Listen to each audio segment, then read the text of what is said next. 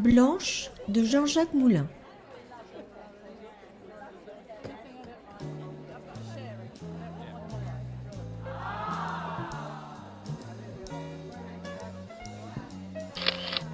La photo représente une foule serrée, de dos, indistincte, dans un camailleux délavé plutôt sépia. Des petites taches blanches, comme une tourmente de flocons de neige, ferment la surface de l'image. Un fond de scène qui vire au sombre, forme un décor de formes incertaines.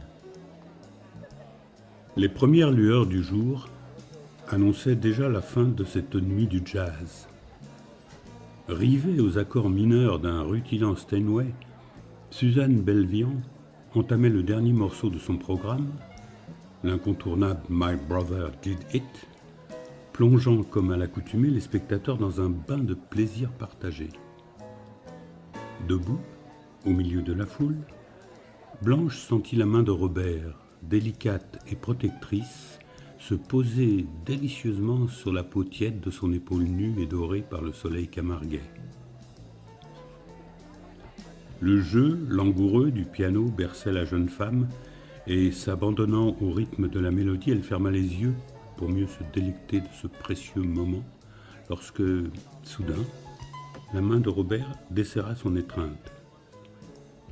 Blanche sortit alors de son rêve semi-éveillé, se retourna lentement et dut se rendre à l'évidence, son fiancé de soldat n'était plus à ses côtés. Inquiète, Blanche parcourut furtivement la salle du regard, cherchant son homme. Elle se fraya alors un chemin parmi les spectateurs amassés, traversa le bar, le vestiaire, le couloir et enfin atteignit le hall d'entrée, mais il n'y avait aucun doute. Robert s'était volatilisé.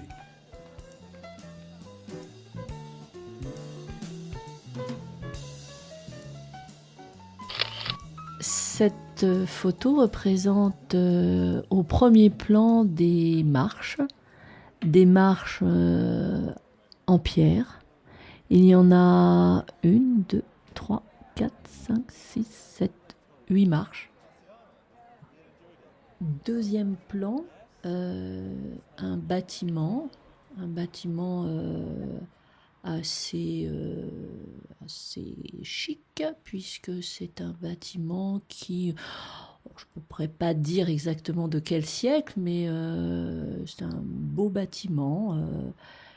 Il est très grand, il a énormément de fenêtres, des grandes et des petites.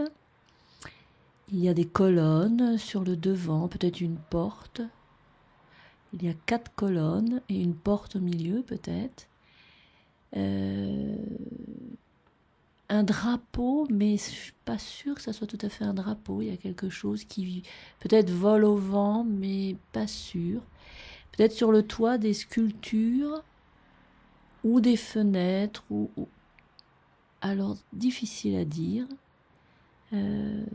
Et puis, il y a 2 personnages quand même en haut des marches. 2 personnages, un homme peut-être en costume noir, avec en face une femme. Ils se parlent. Et dans le ciel, un oiseau blanc. Il doit faire beau. Ça doit être le plein jour. Il doit y avoir du soleil. Tout a l'air calme, tranquille, paisible. On n'entend pas de bruit, à peine. Les pas de Blanche la conduisirent vers la porte de sortie. Dehors, la lumière pâlotte de l'aube caressait timidement les larges marches du centre culturel. Dans la fraîcheur du petit matin, la jeune femme resta un long moment à attendre sur le parvis désert. Le concert terminé, la foule des spectateurs envahit bientôt les marches et ce n'est qu'au moment où ils eurent tous quitté les lieux qu'elle se décida à prendre la route de Fontvieille, le village où vivait son fiancé. Peut-être le retrouverait-elle.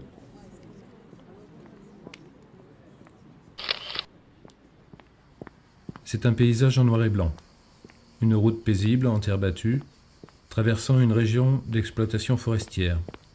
La photographie a probablement été prise en début de journée ou en fin d'après-midi, un jour d'été, entre 1930 et 1950. Sur le côté droit s'élève un grand pin sylvestre aux branches imposantes. Cet arbre occupe une part importante de la photographie et attire l'œil. On distingue un personnage minuscule sur la surface de l'image. À l'opposé de cet arbre, au loin, un homme pousse ce qui semble être une brouette. Le soleil commençait tout juste à apparaître au-dessus des Alpilles, et à cette heure, rares étaient les voitures qui circulaient en direction de la bourgade. Perdue dans ses pensées, Blanche marchait d'un pas décidé au milieu de la chaussée sur laquelle les ombres des pins maritimes commençaient à se dessiner. À la sortie d'une courbe, elle aperçut, près du cours d'eau qui longeait la route, une silhouette, immobile. Et c'était celle d'un homme. Elle eut un bref instant d'espoir. Sur l'image, je vois un ruisseau et deux jeunes personnes, dont un homme qui est vêtu d'un costume et d'une cravate, une femme qui a une robe. Ils sont au bord du ruisseau et l'homme pointe du doigt quelque chose qui est dedans. Ils sont entourés d'herbes hautes et d'arbres. L'image, elle est un petit peu abîmée. Enfin, à leur gauche, il y a un muret de pierre et une souche d'arbre. Ce n'était pas Robert. C'était leur ami Joël, le marchand de fruits de son quartier. Reconnaissant Blanche, il la salua et l'invita à venir admirer un banc de barbeaux qui remontait le ruisseau. La jeune femme se prêta poliment au jeu, mais sa préoccupation du moment était fort éloignée de ce spectacle anodin. Elle fit part de l'étrange disparition de son fiancé à Joël. Le regard de l'homme s'assombrit, mais malgré tout, il essaya de rassurer Blanche et lui conseilla de se rendre à la caserne Calvin, lieu d'affectation de Robert. Blanche consentit à suivre la proposition de Joël, mais comme elle se trouvait déjà non loin de Fontvieille, elle décida de passer d'abord chez son bien-aimé et s'y rendit avec hâte.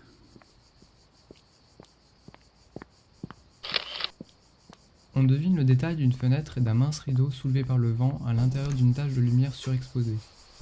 Une chaise trône sur un tapis, légèrement de biais par rapport au bureau qui lui fait face. Comme celui-ci, elle est richement ornée dans un bois massif et sombre.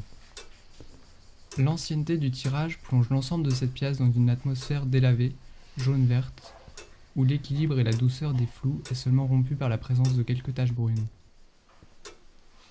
Quand elle arriva au village, elle se dirigea vers la petite maison qu'elle connaissait si bien. La porte d'entrée n'était pas fermée à clé. Elle fit rapidement le tour de toutes les pièces, qui demeuraient désespérément vides de toute présence, y compris le bureau dans lequel Robert occupait le plus clair de son temps à lire. Le silence de cette pièce n'était rompu que par le lourd balancier de la comptoise qui s'évertuait impitoyablement à découper le temps comme pour marquer davantage l'inquiétante absence du propriétaire des lieux.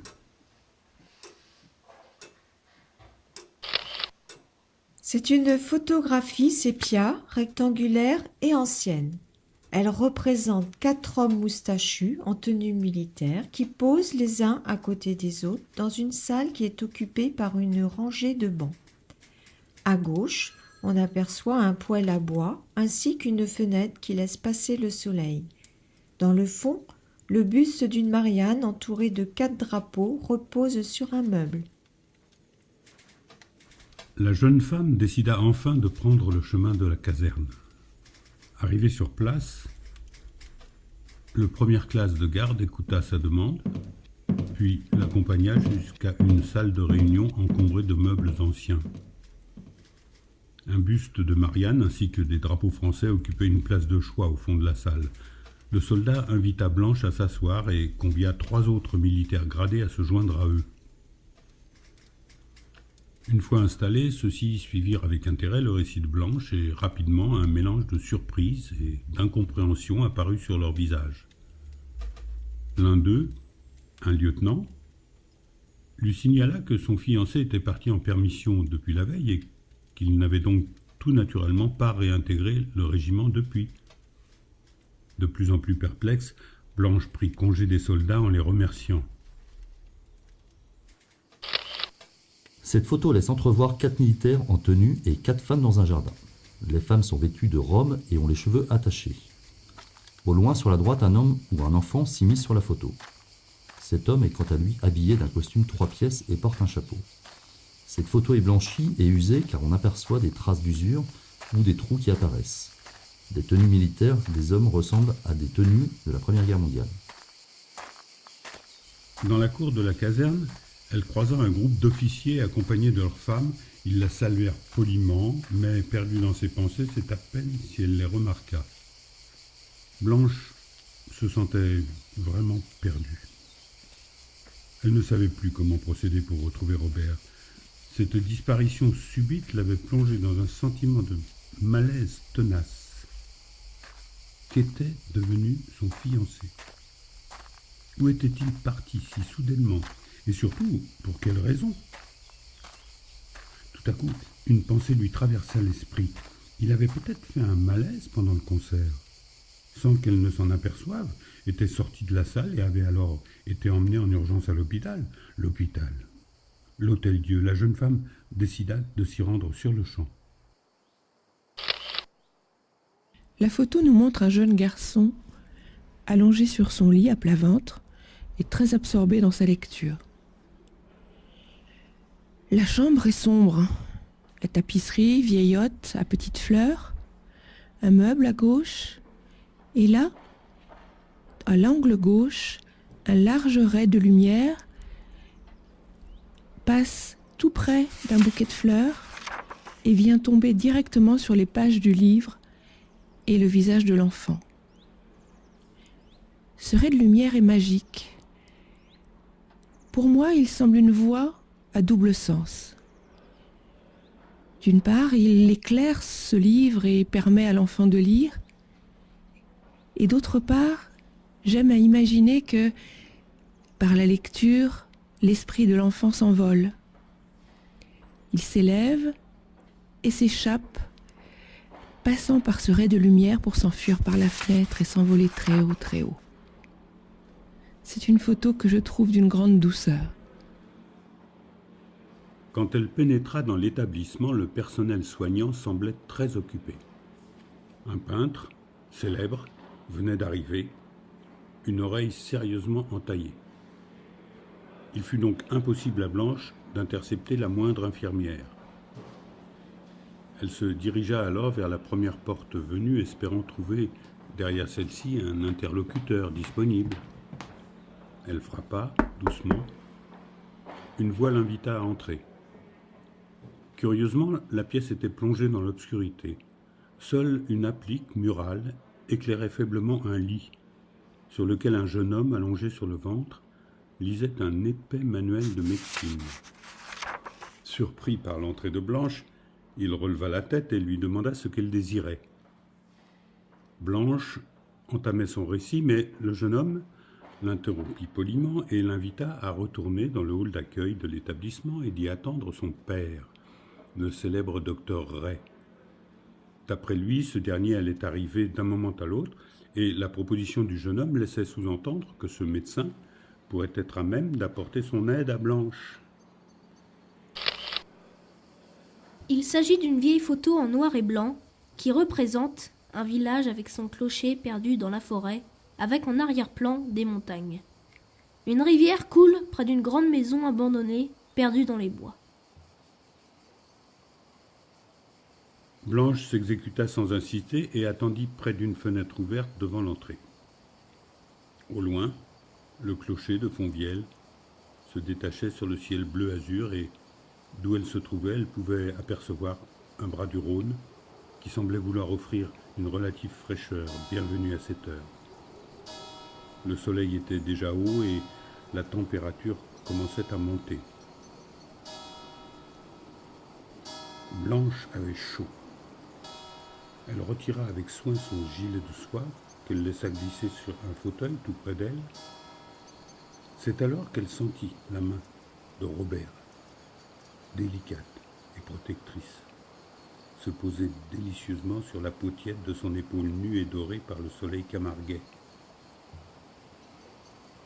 Elle ferma les yeux pour mieux se délecter de ce précieux moment, lorsque, soudain, la main de Robert desserra son étreinte.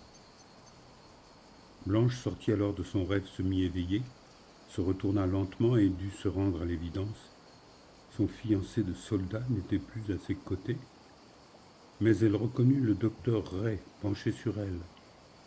« Que faites-vous dans les couloirs à cette heure, Blanche ? Venez, je vais vous raccompagner dans votre chambre. »